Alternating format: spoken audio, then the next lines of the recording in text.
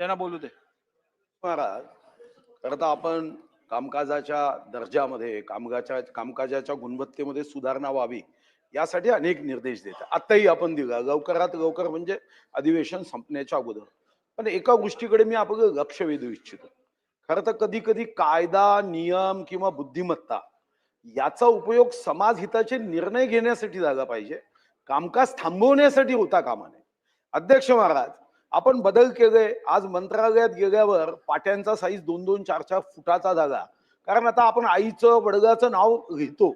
आणि म्हणून माझ्या मनात विचार आला की आपण इतके निर्णय करतो आहे, म्हणून मी एक विधेयक दिलं की महाराष्ट्र राज्यातील कर्मचाऱ्यांची त्यांच्या मातेपित्याप्रती जबाबदारी, उत्तरदायित्व तसेच देखभाल या संबंधीच्या मानकाबाबत तरतूद करण्यासाठी विधेयक 2025 मी डिसेंबरमध्ये इंट्रोडक्शन केलं. अध्यक्ष महाराज, मला आता जेव्हा चर्चेला हे बिल घ्यायचं आहे तेव्हा अध्यक्ष महाराज बॅलेट मधून हे बिल गायब होतं.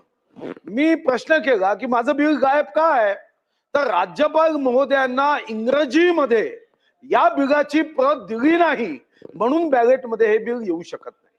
अध्यक्ष महाराज, याच्यात माझा दोष नाहीये. अध्यक्ष महाराज, डिसेंबरमध्ये इंग्रजी प्रत उपलब्ध करून देण्याची जबाबदारी अध्यक्ष महाराज हे विधी व न्याय विभागाची असतानाही माता पित्याची जबाबदारीच्या संदर्भातला एक गंभीर कायदा ज्यामध्ये मी मागणी केली की एखाद्या सरकारी अधिकारी कर्मचाऱ्यांच्या आई वडिलांनी माझा पोरगा कर्मचारी आहे, अधिकारी आहे, मला पोसत नाही तर 20% पगार 1 महिन्याच्या आत त्यांच्या खात्यात जावा, एवढा एक महत्वपूर्ण देशात एक उत्तम क्रांतिकारक निर्णय आई वडिलांच्या संदर्भातला हा करायचा होता.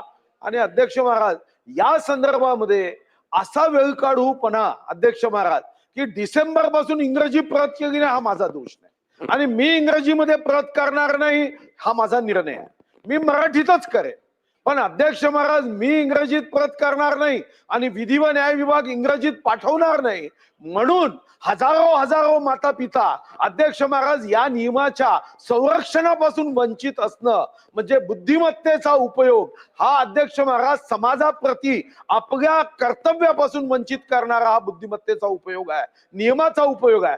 म्हणून आपल्याला माझी विनंती आहे की तुम्ही निर्देश द्या. इंग्रजी कॉपी राज्यपालांनी एकतर जसं अधिकाऱ्यांनी मराठी शिकून घेतलं पाहिजे तसं राज्यपालांनी मराठी शिकून घेतलं पाहिजे. बरं, ते मराठी शिकून घेत नसतील तर कमीत कमी त्यांच्या अधिकाऱ्यांनी इंग्रजीत ट्रान्सलेट करून दिलं पाहिजे. त्यांचं आई वडिलांच्या संदर्भातलं जे कर्तव्य आहे तेच कर्तव्य आम्हाला आणि अधिकाऱ्यांच्या संदर्भातही आहे. आणि म्हणून माझी विनंती आहे की यापुढे इंग्रजी प्रतीचा आग्रह हा करता कामा नये. आणि आपण जर या ठिकाणी निर्देश देत असाल तर काल बॅगेटमध्ये टाकलं नाही, मग उद्या हे बिल घ्यावं एवढी विनंती आहे. सन्मान्य ज्येष्ठ सदस्य, जरा बसून घ्या. बसून घ्या. असं काय करताय? बसा, खाली बसा. खाली बसा.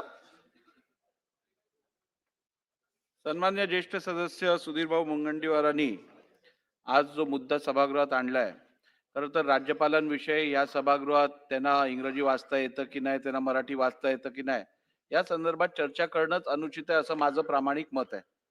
आणि असं असताना हे इंग्रजीतला अनुवाद देण्यासंदर्भातली जी तरतूद आहे ही विधिमंडळाने केलेली तरतूद नाहीये, ही राज्यपालांनी केलेली तरतूद नाहीये, ही शासनाने केलेली तरतूद नाहीये.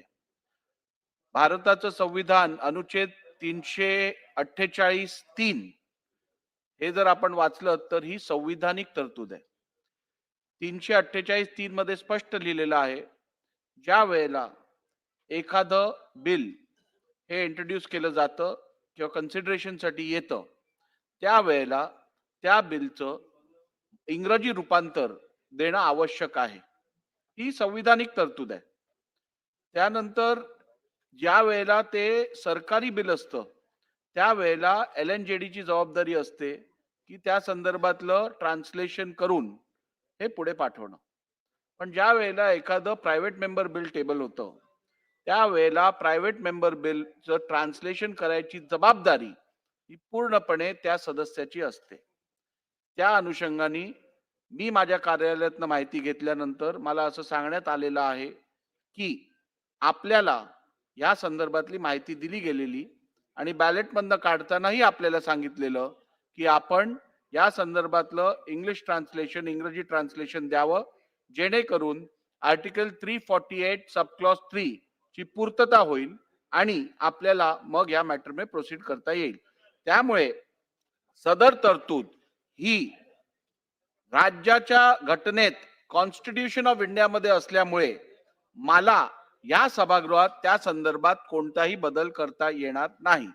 आणि जर का आपला आग्रह असेल तर निश्चितपणे त्या संदर्भात आपल्या पार्लमेंटमध्ये या संदर्भात जे बदल करायचे असतील ते त्यांचं ज्युरिस्डिक्शन आहे. त्यामुळे मला वाटतं जर का हे प्रायव्हेट मेंबर बिल आपल्याला चर्चेसाठी घ्यायचं असेल, कन्सिडरेशनसाठी घ्यायचं असेल, तर आपण लवकरात लवकर संविधानातील अनुच्छेद 348(3) च्या अनुषंगाने ट्रान्सलेशन जमा करावं, म्हणजे मला हे बिल पुढे घेता येईल. चला. एकच मिनिट अध्यक्ष महाराज, पण इतर बिल जे तुम्ही घेतले त्याचं मी इंग्रजी ट्रान्सलेशन कधीच दिलं नाही. हे पहिलंच बिल आहे की ज्याच्या संदर्भात इंग्रजी ट्रान्सलेशन मागितलं गेलं. आता उद्या किमान वेतन कायद्याच्या संदर्भात बदल आहे ते तुम्ही मराठीतच दिलंय. नाही, त्यात काय सांगतो अध्यक्ष तुम्हाला. महाराज, सांगतो, म्हणून- त्याचं पण सांगतो मी तुम्हाला. हा, त्या किमान संदर्भात- वेतनचं त्या संदर्भातही तुम्हाला माहिती देतो. त्या पित्याच इंग्रजीत का पाहिजे, म्हणजे हे एवढं समजलं. नाही, त्याचं तुम्हाला सांगतो मी का पाहिजे. ज्या वेळेला एखादं मनी बिल असतं, ज्या वेळेला एखादं मनी बिल असतं किंवा फायनान्शियल बिझनेस रिलेटेड बिल असतं, त्यावेळेला त्याला गव्हर्नर्स असेंट लागतं. गव्हर्नर्स असेंट आपण आर्टिकल 207 अन्वये गव्हर्नर्स असेंट घेतो. मी चुकीचं सांगत असेल मला करेक्ट करा. I am subject to. आणि त्यामुळे तुमच्या बिलामध्ये फायनान्शियल बिझनेस संदर्भातली तरतूद असल्यामुळे ते 207 अन्वये ते राज्यपालांकडे पाठवायची गरज असते आणि म्हणून 348(3) ऍप्लिकेबल डायरेक्टली होतं. त्यामुळे मला वाटतं सुधीर भाऊ, या संदर्भात या सगळ्या टेक्निकल गोष्टी आहेत ज्याच्यात मी आपल्याला सविस्तर लेखी उत्तर पाठवून देतो. सभागृहाचा अजून वेळ ह्याच्यात घेण्यात मला वाटत नाही. मध्ये ट्रान्सलेशन करून द्यायचं एवढं तर करा. आम्हाला मला काही एक हरकत नाहीये. मी हा. LNJD ला एक मिनिट.